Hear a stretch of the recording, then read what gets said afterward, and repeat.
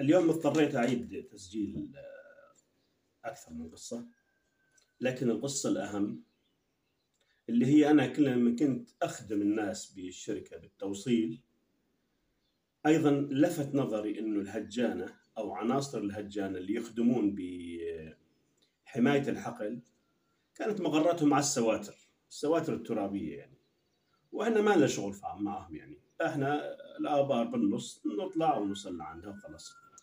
فكنت أحيانا ألاقيهم شايلين مثلا أكل، شايل شنطة، اللي ناقل حاله، اللي كذا، يعني يحزون في قلبي. فكنت بوصل اللي معي مثلا المكاتب إذا كان معي حدا، وأرجع بشيله بوصله لمكانه.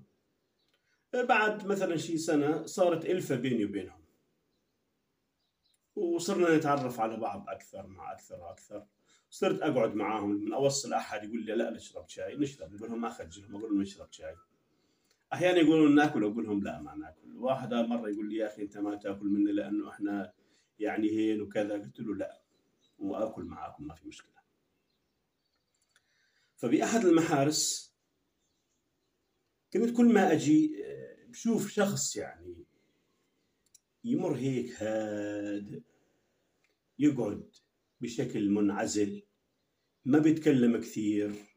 فسالت يعني الشباب انه ليش كلكم تتمتعون بالحيويه وهو الشاب يعني مو زياده؟ فقال لي أحد الشباب إن شاء الله بس تجي مرة ثانية إن شاء الله أنا أحدثك.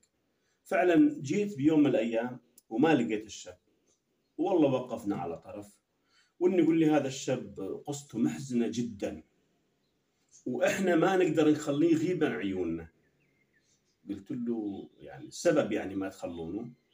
قال لأنه حاول ينتحر وكشفناه، وحاليا حتى لما ينزل على مثلا على الكشك، على السرية كذا، يروح معاه شخص، واحنا هون عيننا عليه يعني ما نخليه يغيب عن عيوننا. قلت له يعني وراه قصه كبيره؟ قال لي نعم. فاعطاني رؤوس اقلام. قلت لهم خيو انا راح اتولى شان هذا الشاب، عمره تقريبا بس 18 سنه. فتقربت منه شوي شوي وعرفت اسمه وصرت اقعد معاه شوي شوي. اكتشفت جواه حزن شديد هذا الشاب. قلت له طبعا كنت عارف اسمه ونسيته والله. قلت له يا ريت يعني اذا في امكانيه نرجع شوي لورا، خير كذا. قال لي والله يعني اقعد هون لحالي، يعني اي عسكري من الشباب هون عنده ابوه وعنده امه وعنده اخوانه، لما يروح مثلا اجازه من هون اشوفه يفرح انه في ناس تستقبله وتاخذه بالاحضان. قال اني ما الي حدا بالدنيا. قلت له كيف يعني؟ قال لي يا اخي انا بعد ما تزوج ابوي وامي وتدخلت ستي حشريه، طبعا بعدين اكتشف الامور هاي، حشريه جدا، فمنقصه عيشه بنتها وجوزها، وتدخل بالشارده والوالد، وتحب يعني ما تخليهم يهدون. حبلت امه بهذا الشاب، وظلت امها تزن، ظلت امها تزن لغايه ما اخربت بيت بنتها، وحامل واخذتها على البيت، وظلت غادة ببيت اهلها. لما حان موعد ولادتها اخذتها على المشفى. سته اخذت امه على المشفى. لما ولدت بعد تقريبا ساعة أو ساعتين مرضعة هذا الطفل أمه، جاية ست وجايبة شنتاية تبع سفر صغيرة يستخدمونها العساكر، يعني مو من القاسي، نوع من القماش بس رياضية، لافة الوليد ببطانية. هو يعني ما عمره 3 ساعات 4 ساعات، يعني كثر 6 ساعات، وطالعين بالسيارة، ماخذ سيارة أجرة من المشفى على بيتها، والشنطة معاها بالبوكاج حاطتها منه. فلما وصلت دكان بالقرية قالت صاحب التاكسي والله يوقف بس أوصلها الأمانة. صاحب التاكسي ما يعرف شو قصة، وأم الولد مسلوبة الإرادة ما تقدر تحكي يعني. نازلة شايلة الشنطة، السلام عليكم، قال السلام. قالت له أخي هالأمانة هاي لفلان، بس يجي أعطيها إياه. قال لي خلص حطيها على طرف. جاي حاطتها بالفي وراكب السيارة ورايح. طلعت هاي كل النهار وما أحد شرف يجي ياخذ الأمانة. صار المسا تقريبا من الزلمة بده يسكر، فلملم أغراض الدكان، لملمهم، ظلت الشنتاية يعني إذا نزل باب السحاب راح يصير على طرفها. فإجا برجله حرك الشنتاية لجوا. لما حرك الشنتاية لجوا صدر صوت طفل صغير رضيع من قلب الشنطة. الزلمة عمل هيك إنه يا رب دخيلك شو هذا؟ شنطة وبيها طفل وصار لها شي 4-5 ساعات عندي وأنا ما أدري. فتح الشنطة وإذ بها طفل ملفوف ببطانية، صغير جدا حديث الولادة لا يتجاوز عمره حاليا 8 ساعات. ترك كل شيء وشال التليفون وبدأ يتواصل مع أقرباء هذا الشخص اللي أعطته اسمه. لك خير خير، قال والله أبي لكم أمانة، خلوا يجي ضروري جدا جدا جدا. قالوا له والله مكانه بعيد. قال أخي تعالوا اللي عندي على الدكان، أنا فلان الفلان. اجوا عنده قال لهم أخي هاي الأمانة تركتها عندي فلانة. قالوا إيه معروفة. وأنا اليوم لما سكرت الدكان فكرت شنطة عادية يعني، فنكشتها برجلي شوي شوي لدخلها مشان أسكر السحاب، فتفاجأت أنه فيها صوت بكاء طفل، وهذا الطفل موجود. لا حول ولا قوة إلا بالله. ويأخذون الطفل على سته وعلى أبوه. انكشف الأمر القصة هذه. الأب لا حول ولا قوة له، مين مجبر يعيشه؟ سته وجده. بدأوا برعاية هذا الطفل الرضيع إلى أن كبر ووصل مرحلة الخدمة الإلزامية والتحق في الحقل. فيقول لي أروح أنا أشوف الناس تبتسم، أشوف الناس تضحك، أشوف الناس، إلا أنا ما عندي أحد يهتم بي، ما عندي كذا، ما عندي كذا. فالزلمة أثر بي جدا، فصرت أهتم بي أنا. فبيوم من الأيام قلت له إذا بكرة أخذت سيارة في إمكانية مثلا تروح معي على البيت. قال وين البيت؟ قلت له البيت مو بعيد هون. طبعا أنا الحديث هذا يتم قدام العساكر وأنا أثق بيهم ويثقون بي لأنه أنا خادمهم بدون مقابل ويعرفون أنه أنا ليش بدي أخذه. قال لي ما في مشكلة. فجيت على الشركة على معلمي قلت له أنا بدي اليوم السيارة، بدي أنزل على البيت عندي شغل. قال لي ما في شغل عندنا اليوم للشركة، خذ السيارة وهاي مهمة. وطلعت. وصلنا البيت، أفطرنا وقعدنا وشربنا شاي. قلت له عادي مشينا نتمشى وين؟ على نهر الفرات. رحنا على نهر الفرات، صورنا غادي صور، صورنا أنا وياه، أخذنا معنا واحدة من بناتي صغار في مكان إنه خرج واحد يسبح بيه بدون ما يغرق مثلا. أنا كنت موجود يعني حواليه، ما أخليه يغيب عني ثانية واحدة. سبح الزلمة، تغير نفسيته، تغيرت. رجعنا تقريبا بعد شي ساعتين، مشيته بالأماكن اللي أنا ساكن فيها. كان عندي محل تصوير، قعدنا أيضا، شوفته بعض الأفلام. الزلمة نسى الحالة اللي كان بها، نساها. صار غدا، تغدينا أيضا. المساء طلعنا بهالسيارة، لفتنا بالقرية شوي، وحان موعد عودتنا. قلت له أنت لساك مصر أنك تنتحر؟ طلع علي وصمت. قلت له أنا سألتك بس أنت ما أجبتني. قال لي والله ما أعرف بدي أقول لك. قلت له الحياة شفتها تستحق أنه يعيش الإنسان منها ولا لا؟ قال لي نعم. قلت له طيب أنت وأنت توك معاي، إحنا كان مش بالسيارة، لما كنت توك معاي ورحنا على النهر وسبحنا وصورنا وأكلنا وكذا. قال لي إيه؟ قلت له تذكرت الماضي اللي كنت عايش بيه أنت، لما كنت بالشنتاية، لما كذا، لما كذا، لما تخلوا عنك؟ قال لي لا. قلت له الحياة تفتح ذراعيها لأي إنسان متفائل. مو شرط إنه يحتضنك يعني أب أم كذا، الحياة تتفائل معها، تعيش سعادتك. طيب عيش. قال لي إن شاء الله. أنا غيرت رأيي. قلت له مؤكد يعني ولا تمزح معي؟ قال لا إن شاء الله. فكنت تقريبا إذا مو كل يوم، كل يوم ويوم أجي لعنده حتى أتابع نفسيته. وهذا الشاب فعلا صدق في كلامه. وإن الشباب قالوا لي أخي فلان تغير 90%. أجي عليه يلزمك شيء، يلزمك كذا كذا. يقولون الشباب مثلا بدنا دخان من الكشك. الكشك يبعد أقل شيء 6 كيلومتر، لأنه هم بيفوتوا الشركة كبيرة، يعني شيء 12 كيلومتر المحيط تبعها، وهذول يتواجدون على السواتر، والشركة محاطة بساتر ترابي ارتفاعه أقل شيء 3 أمتار. فهذول عندهم خيمة أو غرفة من بلوك وفوقها توتيا على الأطراف. فهذا إذا بده يجي يمشي من الساتر الترابي لغاية ما يصل الطريق اللي بوسط الشركة حتى يستنى سيارة توصله مثلا لعند الكراج تبع الشركة، بعدين بده يكمل مشي للكشك ويشتري ويرجع حتى يستنى سيارة، يأخذ معاه الوقت أقل شيء 3 ساعات أكثر. فأني كل المحاسن اللي كنت أروح عليها كنت أخدمها.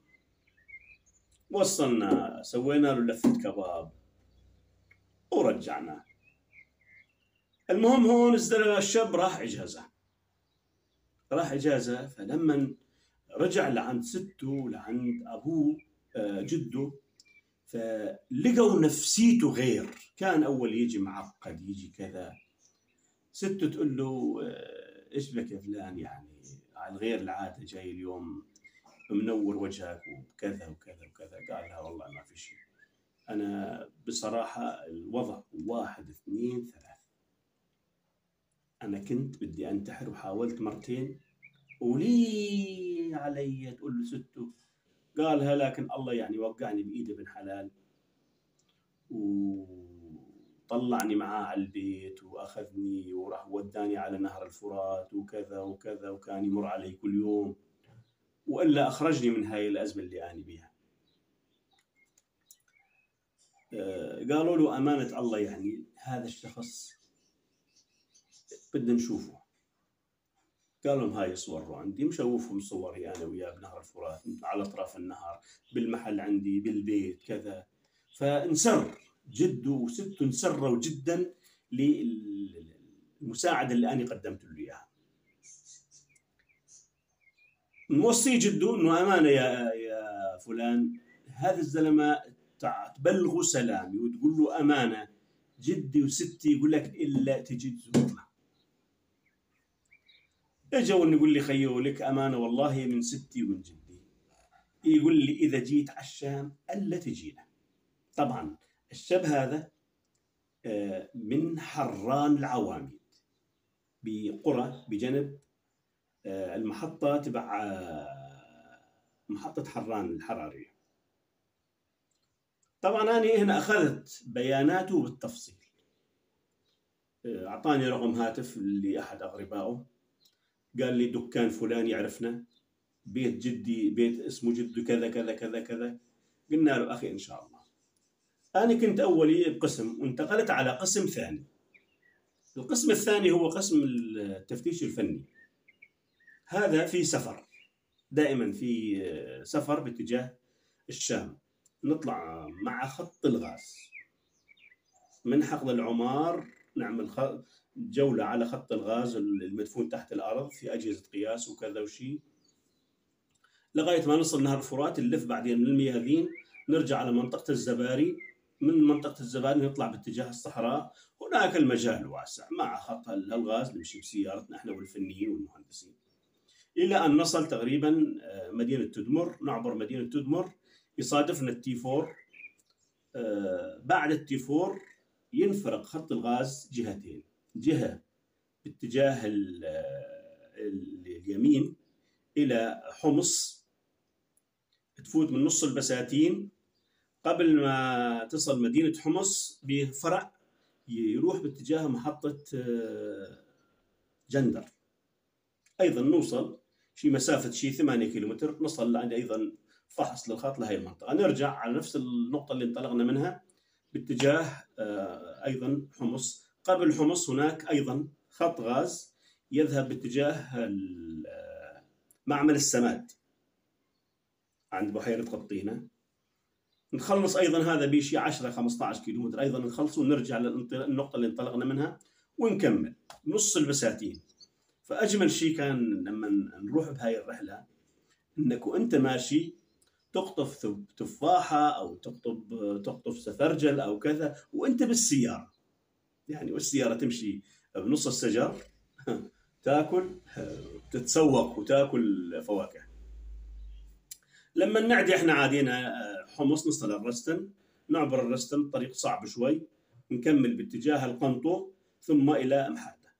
هاي المرحلة الأولى اللي تخص مدينة حمص خلصت، احنا هون وصلنا نقطة محردة، نرجع على التيفور ونتجه باتجاه دمشق، اتجاه جبال القلمون، إلى تقريبا قبل ما ندخل الشام نتجه باتجاه حران العواميد، هناك محطة حران الحرارية. فبهاي الفترة ما تهيأ لي أزور الجماعة، ما تهيأ لأنه معي ناس وملتزمين بشغل، وهاي مدة السفرة 15 يوم لازم أنت تغطي، يظل معك يوم أو يومين زيادة هاي تتركها احتياطا.